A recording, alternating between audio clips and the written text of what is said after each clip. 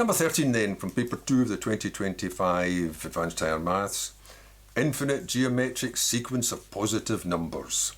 And it's for 1, 2, 3, 4, 5, 6, 7 marks altogether, but it's all in just little bits and pieces. So what does it say? It says the second term, U2, is 100. The fourth term, U4, is 16. What's the common ratio and what's the first term? 1. Well, U2 means you start with A and multiply by R to get to the second term.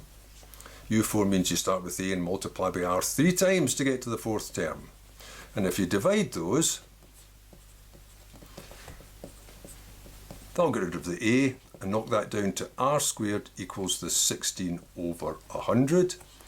So that means you've got R equals 4 upon 10. We just cancel that down, 4 upon 10, 2 upon 5.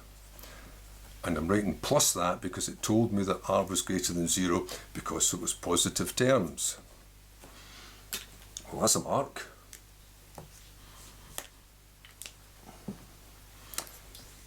And then to get the second part, you just put it into this. If AR is 100, then A times 2/5 is 100, which means that A is going to be 500 divided by 2, 250.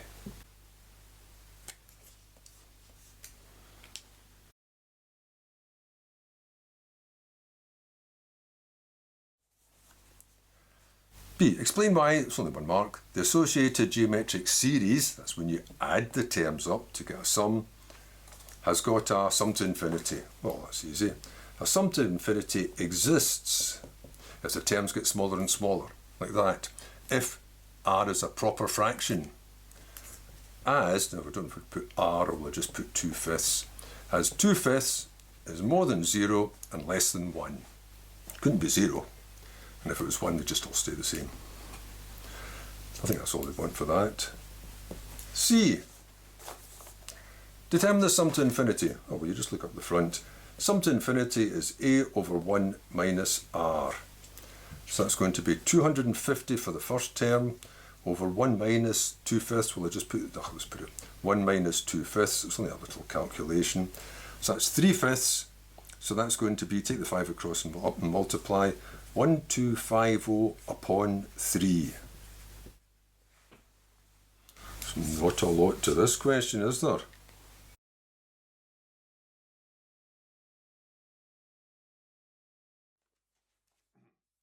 And then D.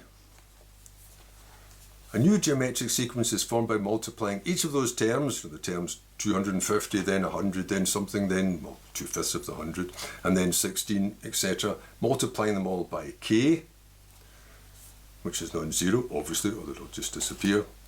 What effect would that have on the common ratio? None, because that's the way you found the common ratio, divide consecutive terms, so the K's would cancel.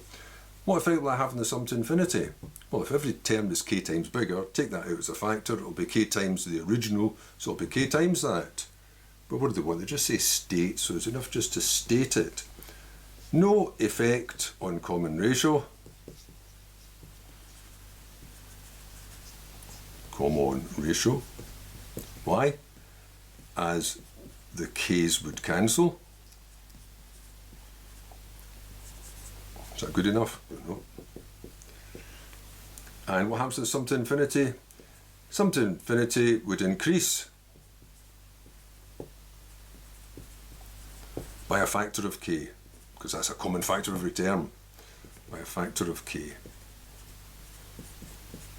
I think that would do it. It just says state, so the two things are no effect, and S would be multiplied by K.